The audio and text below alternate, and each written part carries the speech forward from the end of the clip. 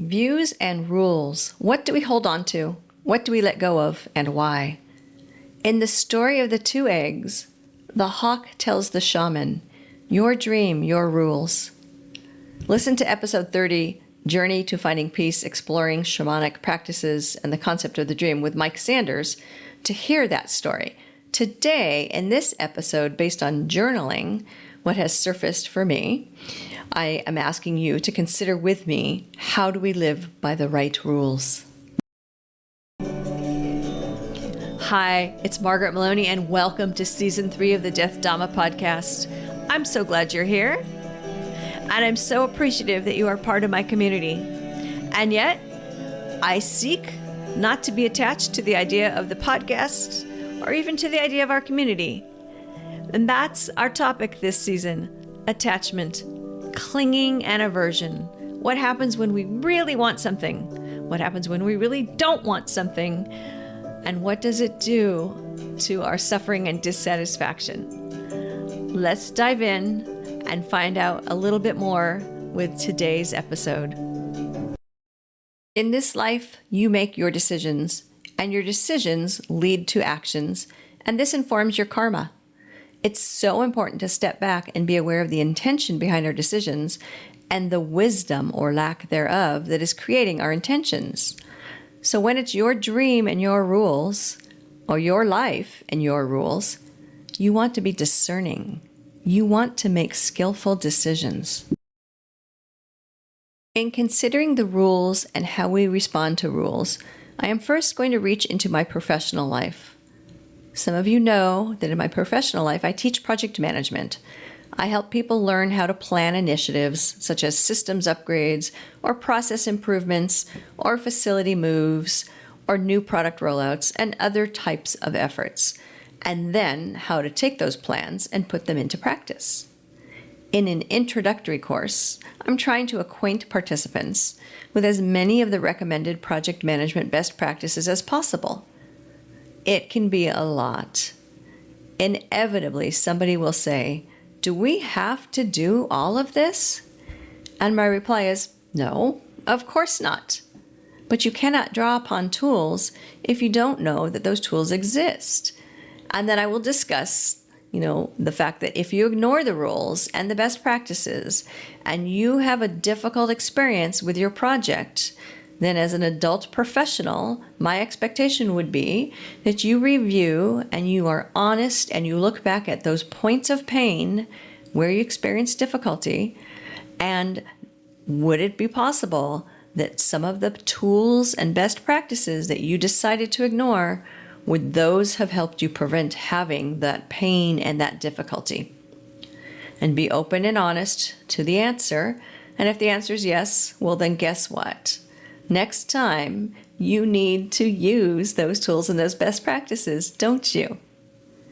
In other discussions with students who are beyond the introduction course, we discuss something that I call, knowing the rules before you say no to the rules, meaning understand the rules and why things are a certain way before you decide to discard those rules. And this brings us back to the story of the two eggs. The sign posted said that the rule was, take only one egg. But the shaman's guide, the hawk, told him, your dream, your rules. And so the shaman proceeded in the best way that his wisdom led him forward. He took both of the eggs. In a professional setting, there are individuals who get to go against organizational culture and perhaps ignore certain policies and procedures, and it never seems to work against them. They don't get in trouble, things go fine. Some other people will break a rule and they will get a verbal reprimand, and sometimes even worse.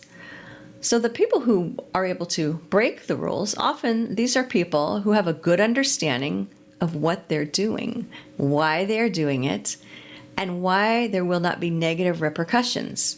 So these are generally not just like random rule breakers or people who are, breaking rules for the sake of rebelliousness. There's some wisdom in play here.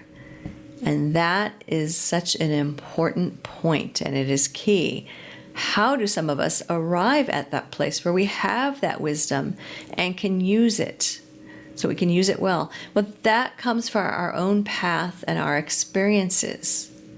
Now, moving this thought into our spiritual practices, in the episode just prior to this one, Overcoming the 4 Challenges of Wisdom with the Noble Eightfold Path, we have a path to help bring us to wisdom.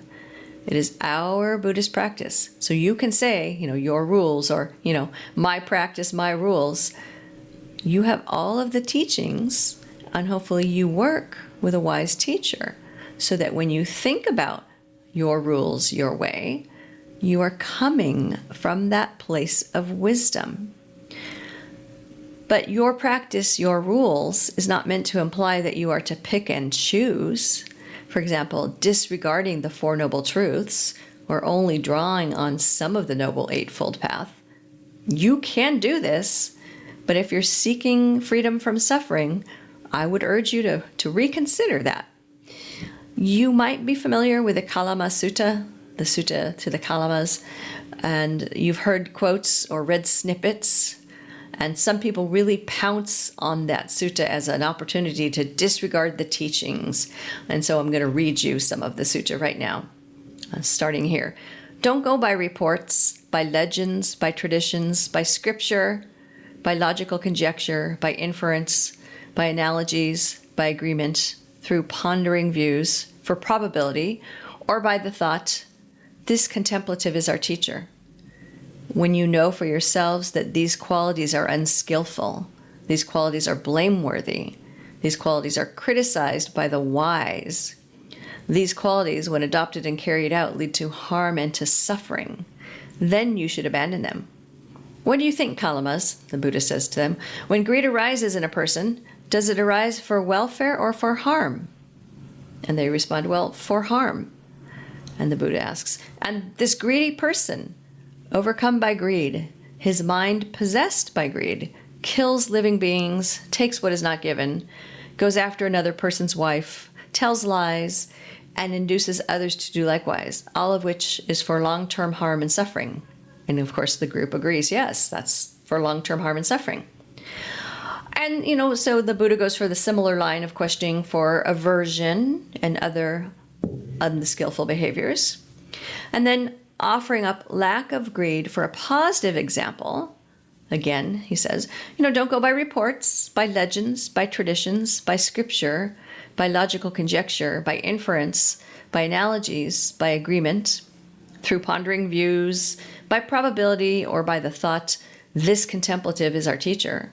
When you know for yourselves that these qualities are unskillful, these qualities are blameworthy, these qualities are criticized by the wise, these qualities, when adopted and carried out, lead to harm and to suffering, then you should abandon them. And again, he says, what do you think, Kalamas? When greed arises in a person, does it arise for wellness or harm? And so again, the greed thing. But then when he talks about lack of greed, he then, reverses it. And he says, when somebody has lack of greed, then is it for harm or for good? And the answer is for good. And so basically, again, the Buddha goes through some of the unskillful behaviors and points out that if you know something is unskillful, why would you do it just because you think a teaching is telling you to do it?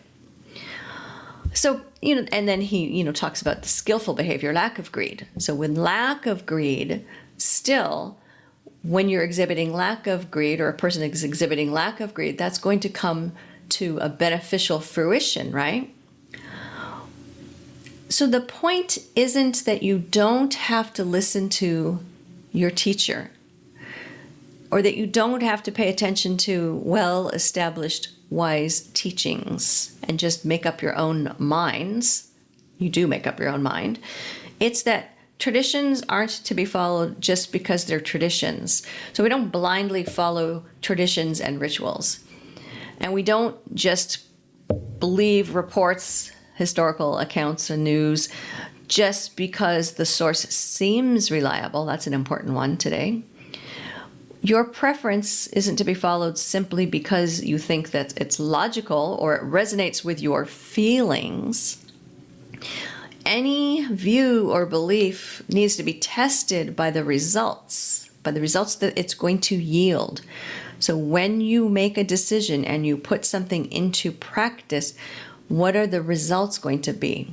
So you're trying to guard against the possibility of any bias or limitations in your understandings of those results, right? So for example, you might think like, it makes a lot of sense to me that that person shouldn't have that plant in their front yard. It would look a lot better in my front yard.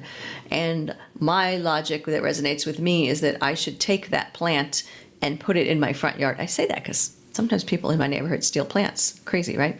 So that's an example. No, because look at the bias and the limitation in my understanding. The result of me taking that plant, whether I get caught or not, is I'm stealing, and it's unskillful behavior. I am taking what is not given, and it's going to result in bad karma, and it's also going to result in bad relationships when my neighbor sees that planted in my yard, if they do, right? So we want to guard against the possibility of any bias in our understanding of the results. So we need to check against the experience of people who are wise. So if I took this to my wise friends and said, hey, I'm thinking of taking that plant out of that person's yard. They won't ever miss it. They have to, and I really want it in my yard. I think my wise friends are going to check in and they're going to say, yeah, Margaret, don't do that. Don't do that. So check, question my beliefs against the experience of people who are wise, and question and test beliefs in an appropriate way. This is called appropriate attention, by the way.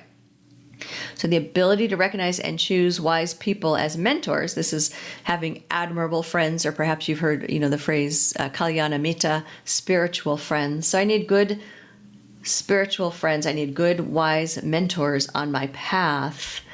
I don't just run around randomly questioning things because I'm misinterpreting and believing that a sutta told me I could question whatever I wanted to. It's not saying that. It is saying, really look at what the results of your behaviors are going to come to when you are questioning. So if somebody is leading you down the path of some unskillful behavior, you need to question that. Usually we don't need to question skillful behavior, but we still want to, we want to be careful about where are we getting how are we making our decisions, right? So, I don't want to do something difficult or uncomfortable. I've got to really look at my intention. What is the likely results? What is my intention? Do I just not wish to do something because it's difficult or uncomfortable? That's not a good intention. And can I check in with people I know to be wise? So my practice, my rules, sure, but what would my admirable friends say? That's where I'm learning to draw upon. And that's when we say, if we decide to say, instead of, my dream, my rules, my practice, my rules, skillfully. I would love to hear from you, your thoughts, your suggestions, your own stories about attachment. So follow this link, I'm going to read it to you in a minute here, to leave me a 90-second message with your ideas and suggestions. You can go to https://www.speakpipe.com/death_Dhamma_podcast. I suppose you could also just use your favorite search engine to say SpeakPipe Death Dhamma Podcast. And there you can record an audio message for me. And be sure to come over to margaretmaloney.com. That's MargaretMeloni.com and join the community. You've been listening to the Death Dhamma Podcast with your host, Margaret Maloney. Thank you so much for being here.